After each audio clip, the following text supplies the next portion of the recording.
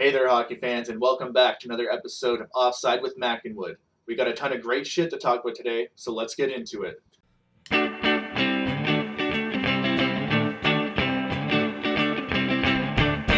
First off, we're going to talk about the Oilers game this weekend. Saturday afternoon, they went into Dallas, and unfortunately, they looked like shit again. They came out good in the first, dominating the first, and then gave up two quick goals, but they battled back to make it 2-2. Believe they went up 3-2, and then Dallas just went on a tear and scored four straight goals, ended up winning the game 6-3.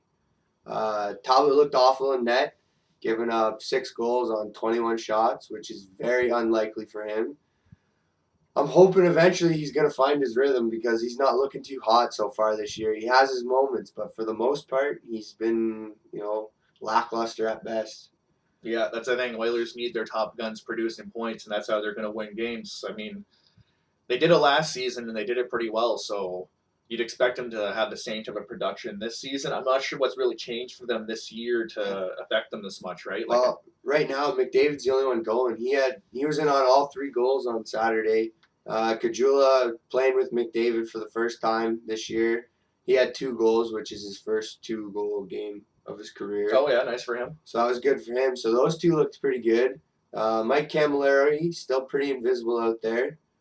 So I'm hoping eventually he turns his shit around too.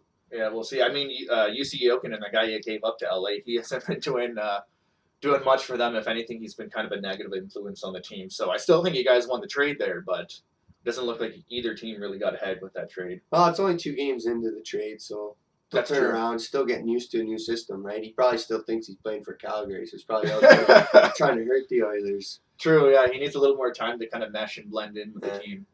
So anyways, that's enough for the Oilers.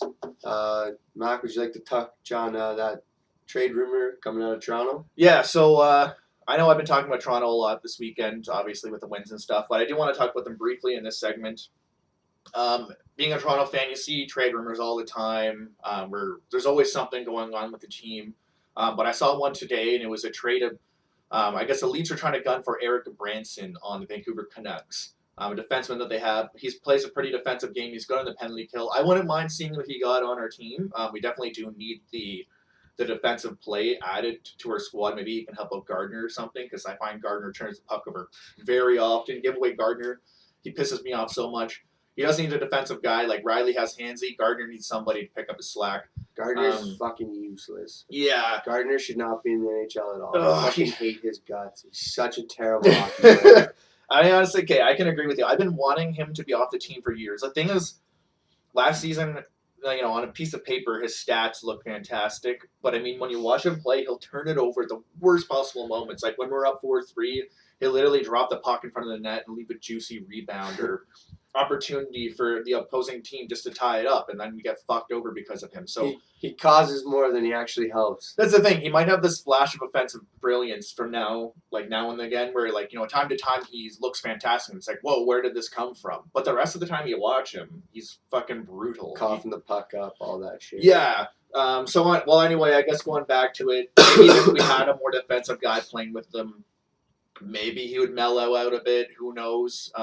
But anyway, the other thing I wanted to really address is the Vancouver fans on the other side of this trade seem to think they're going to get someone like Nylander out of us, or even I saw a couple arguing for Kapanen and a pick and all that. I mean, we can afford a player like we can afford to trade Kapanen. Nylander for sure. There's no way in fucking hell you're getting him. That would be stupid on Lamoriello's part. Yeah, it would be completely foolish. I mean, Branson is nowhere near worth the value. Like, he's going to be a top 6 defenseman, maybe at best a top 2 pairing guy, and he's strong in the penalty kill. And especially on the Leafs, I couldn't see him playing top line minutes. I think he's just going to basically ease up the time for Hainsey and Zaitsev and some of those other guys just to give them a little more fresh legs for the time that they're on. Yeah.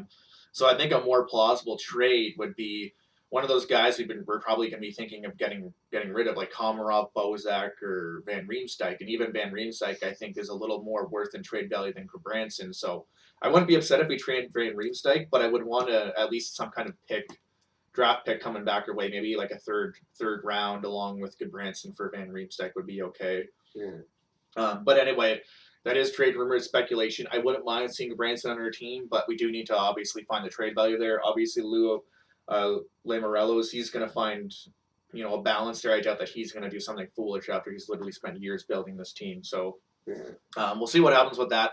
That's enough about the Leafs, though. Let's move on to the next topic. So Arizona, we touched on them last week in our last video about how shitty they had been. I don't know what happened. Maybe they saw our video and didn't like our comments, because after the video went up, they're 2-1 now, winning 2 games in a row on the weekend, beating Montreal 5-4 and then beating Ottawa 3-2 in overtime, which is pretty huge for them to beat both of those teams. Yeah, well, especially Ottawa, because Ottawa's not a laughable team. No. By any means in the league. I mean, I don't think they're the greatest team in the league, but they're definitely not the worst. Like, they're still up there in contention. They're still a top 10 team. Yeah, exactly. They're still a top 10 team. Arizona's a basement team, so that's huge for Arizona to beat Ottawa this weekend. Yeah, exactly.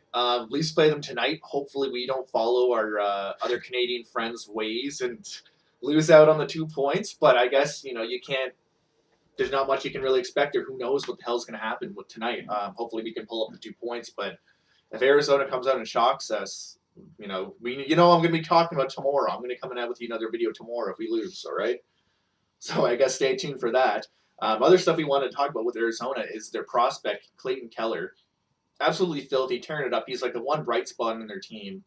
I believe he has 18 points right now for them. Yeah, 11 goals, 7 assists. Yeah, and in 22 games. 22 games. Pretty good for a rookie, especially on a team that bad.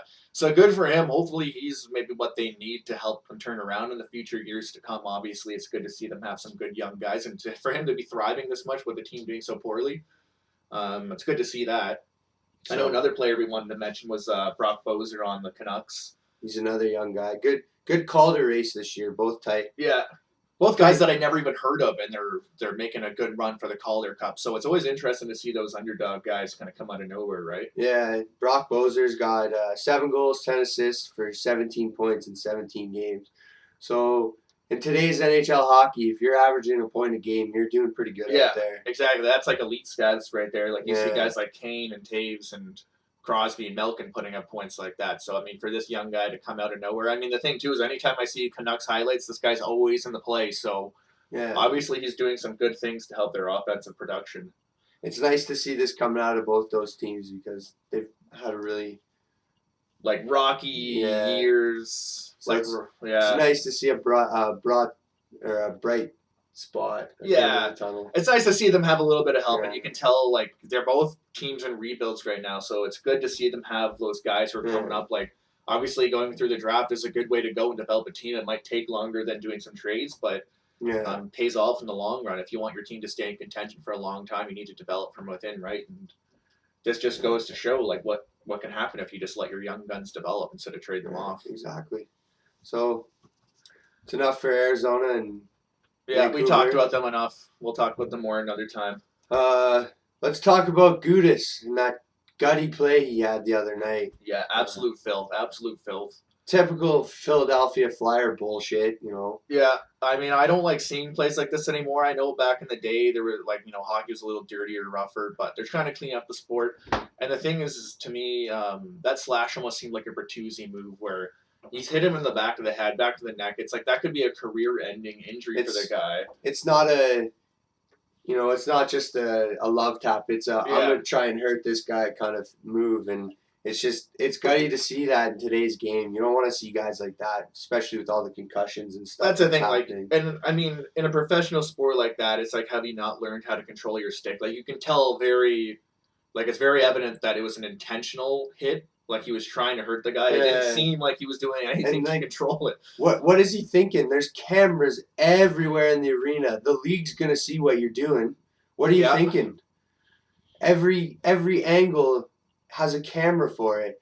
So whether you think you're out of the play and you're doing this, the league's gonna see it and they'll review it and they're gonna fine you and they're gonna suspend you. Yeah. Because this bullshit can't happen in today's game. Well, and especially with Gudas, he's like a repeat offender. They know he has a history of doing shit like this. Yeah. And again, it's I don't like seeing it. I like big hits. I like rough hockey. But when it gets to the point where, this guy, he's worked just as hard as you to get to the big leagues. He's put in his time, he's put in an effort. and you're gonna just injure him in this one, emotional play that you're in, and potentially ruin his career or end his career from playing NHL for the rest of his Yeah, life, just because you're, stressed out in the situation. Again, I understand hockey's an emotional sport. I've played it. You've played it. Like, there's times that you do get angry on the ice and you want to fuck up that guy in front of you. But at the same time, have a respect as like, know that this is a human being with his own life to live. yeah, exactly. If you were angry, fight him. Just challenge him to a fight or something like that. Don't fucking smash him in the back of the head. That's a very gutless play. League only suspended him for 10 games. I think it should have been a little more. Maybe to show a little warning of like, if you're doing this stuff, like this is what's going to happen. But maybe they're just being lenient with him since it's earlier in the season. Again, I guess 10 games is a hefty suspension. But I mean, we'll see if he does it again in the future. Hopefully his behavior changes. But I think a guy with a history like that isn't going to change his style of play anytime. And he's a flyer, so he's not going to change. Yeah, exactly. Expect more dirty plays to come from him. Yeah. But anyway, thanks guys. That's actually all we have for you today. A bit of a shorter video from last week. Last week was just longer just because we had a bunch we wanted to cover since it was our first duo video. Yeah. So thanks so much for watching. We really hope you enjoyed this one. Make sure you like, comment, share, and subscribe if you haven't already, just so you can get more content from both of us. Yeah, we really appreciate all the support we're getting. Yeah, we love it. Thanks so much for reaching out to us, guys. I mean, good comments already so far. Keep them coming. Thanks. Peace out. Have a good day.